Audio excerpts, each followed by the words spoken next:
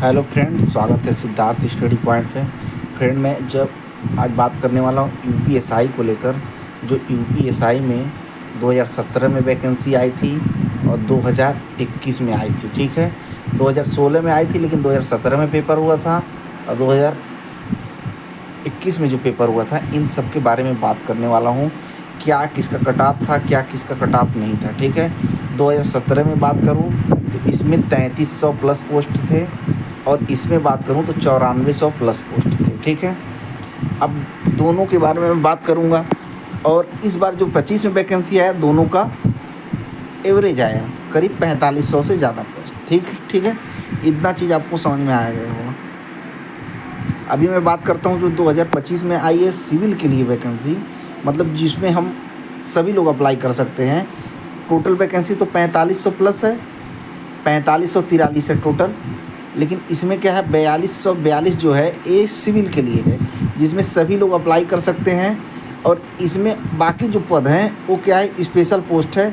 कोई पूर्व सैनिक के लिए या किसी भी तरह का कोई स्पेसिफिक चीज़ रखता हो, अपने पास स्पेसिफिक चीज़ रखता हो, उसके लिए वो वैकेंसी है। और इसमें भैया 4242 में बात करें तो 22% जो सीटें हैं वो फीमेल के लिए रिजर्व हैं। ठीक है, तो आप 20% सीटें निकाल लेंगे तो ये हो जाएगा 4 दूना 8, 42 दूना 84, मतलब 840 से ज़्यादा सीटें क्या है लड़कियों के लिए आरक्षित हैं यूपीएसआई में। और 840 को इसमें घटा दूं मैं तो करीब वही 35 से 3600 जो बच रहा है, ये क्या हो जाएगा, मेल के लिए हो जाएगा।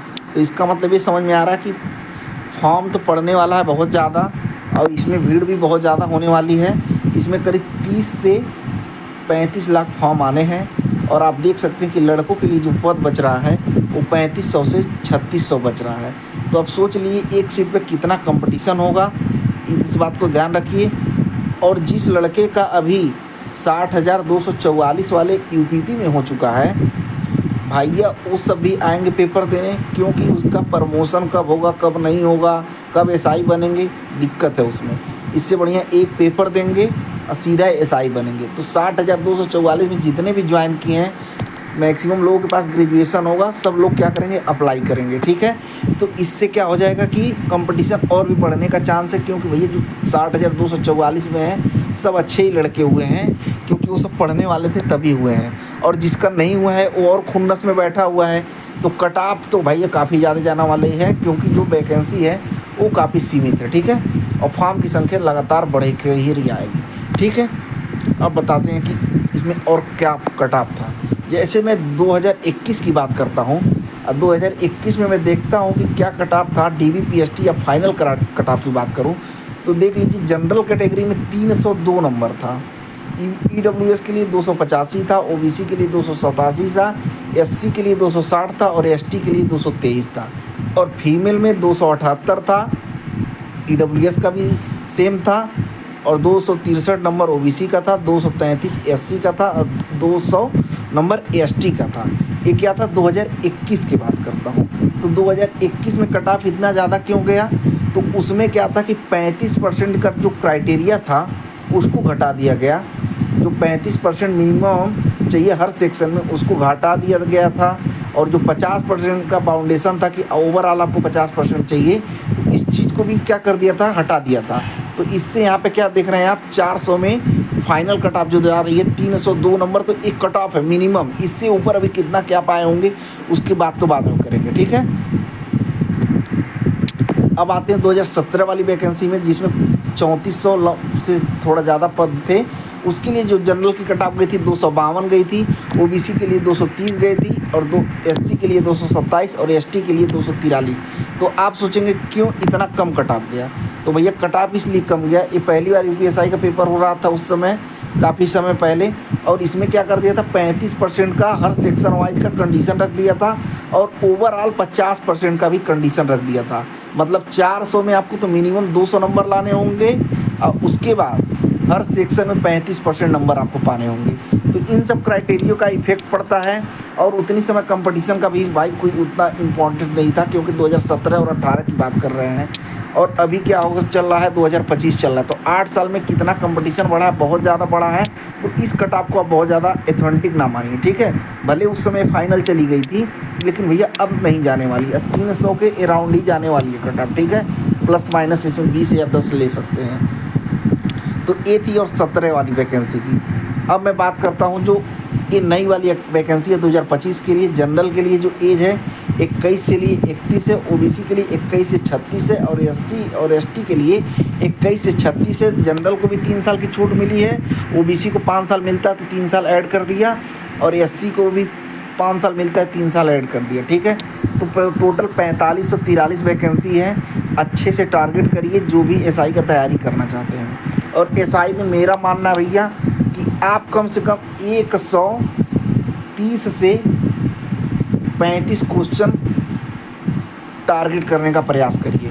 और इसमें एक और इम्पॉर्टेंट चीज़ समझ लीजिए कि जो 35% का क्राइटेरिया है ईच एंड एवरी सेक्शन में है, जैसे हिंदी में भी है, जीएस में भी है, प्लस मूल विधि भी इसमें बोल दीजिए, और उसके बाद रीजनिंग में भी है और मैथ में भी है। अगर आपका 100 नंबर में अगर 35 नंबर से भी कम आया तो आपका कॉपी चेक नहीं होगा। मतलब एक चीज़ ये समझ में आ जाएगा कि हर सेक्शन में आपको 35 नंबर तो लाना ही लाना है, और दूसरे नंबर आपको ओवरऑल 400 में इसका 50% मतलब कि 200 नंबर आपको लाना ही लाना है। तो एक चीज़ तो हमको पता चल गया, कट ऑफ जो है 200 से नीचे नहीं जाने वाली है, क्योंकि जिसका 200 से नीचे रहेगा उसका कॉपी ही नहीं चेक होगा, ठीक है। कट ऑफ 200 से ऊपर जाएगा, अब कितना ऊपर जाएगा ये नहीं बता सकते, लेकिन ये हमको पता है 300 में प्लस माइनस आप 20 करके चलिए, ये हमको लगता है सेफ कंडीशन हो जाएगा। क्योंकि 35% की क्राइटेरिया में बहुत ऐसे बच्चे हैं जिनका मैथ रीजनिंग बहुत ही अच्छा है, हिंदी भी बहुत अच्छा है, लेकिन जीएस में वो लुल हैं। तो जीएस में लुल हो जाएंगे तो 35% जब क्रॉस नहीं कर पाएंगे तो कितना भी नंबर पाए रहे हैं वो कॉपी उनका चेक नहीं होगा। इसी तरह कितने लोग का जीएस और मूल विधि अच्छा होगा लेकिन रीजनिंग लुल होगा, मैथ लुल होगा, तो बहुत सारे फैक्टर इफेक्ट में आ जाएंगे, ठीक है। तो मैं तो इतना ही कहूँगा, आप लोग 310 या 320 को टारगेट करके चलिए, ये एकदम सेफ कंडीशन होना चाहिए मेरे हिसाब से, क्योंकि बहुत सारे फैक्टर इसमें डिपेंड कर रहे हैं। सेक्शन वाला जो है ये सबके बस की बात नहीं है पास करना, ठीक है। बहुत ऐसे लड़के होते हैं जिनका मैथ 50 में 50 मार देंगे, लेकिन रीजनिंग में जीएस में वो नहीं अच्छा कर पाते। हिंदी में बहुत लड़के होंगे जो 40 में 40 मार देंगे। ये सब बात इस पर डिपेंड कर जाएगी। तो वीडियो कैसा लगा यार आप लोग बताइए। और मैं क्या कर रहा हूँ, यूपीएसआई के लिए जो पिछली बार 54 शिफ्ट के पेपर हुए थे, कट ऑफ क्यों ज़्यादा गई, इन सब बातों पर भी डिपेंड करता है यार। एक दिन में 2 शिफ्ट हो रही थी और इसमें 54 शिफ्ट पेपर हुआ, तो लड़कों को आइडिया लग गया क्या आने वाला क्या नहीं आने वाला, तो लड़का इसमें क्या करके गेस करके पढ़ने लगा, ठीक है। इस बार पेपर क्या होने वाली है, ऑनलाइन होने वाली है। अगर पेपर ऑनलाइन होगी तो ये पूरा मामला 4 से 5 दिन में निपट जाएगा, जितना भी लड़के रहें, ठीक है। 5 दिन में जैसे ही पेपर ख़त्म हो जाएगा तो क्या होगा, ज़्यादा लोगों तक बात पहुंच नहीं पाएगी क्या टाइप आ रहा है क्या टाइप नहीं आ रहा है। और ऑनलाइन रहेगा तो क्वेश्चन को बाहर लाना भी बहुत मुश्किल हो जाएगा, ठीक है। और ऑफलाइन में पेपर में क्या है, पीडीएफ तुरंत नंदन यूट्यूब पे आ जाता है, सॉल्यूशन मिल जाता था। तो ऑनलाइन वाला फैक्टर भी इम्पोर्टेंट हो जाएगा। इसलिए 310 से 320 ये एकदम हमको लगता है सेफ कंडीशन हो जाएगा इस बार के लिए। तो आप लोग इस पर बहुत अच्छे से ध्यान दीजिए और यूपीएसआई को टारगेट करिए, और बहुत बेहतरीन तरीके से जितना भी प्रयास है आप करिए। मैं यूपीएसआई के लिए रीजनिंग के जितने भी शिफ्ट हुए हैं सबको यहाँ पर डील करने वाला हूँ अपने इस चैनल पर। तो सब्सक्राइब करके रखिए सिद्धार्थ स्टडी पॉइंट को, लाइक कीजिए, शेयर कीजिए, सब्सक्राइब कीजिए। यूपीएसआई के सभी एस्पिरेंट के तक बातें पहुँचाइए। इसमें कोई भी मैं बकवास नहीं किया हूँ, हर एक चीज़ ऑथेंटिक बताया हूँ, ठीक है। बहुत बहुत धन्यवाद जुड़ने के लिए।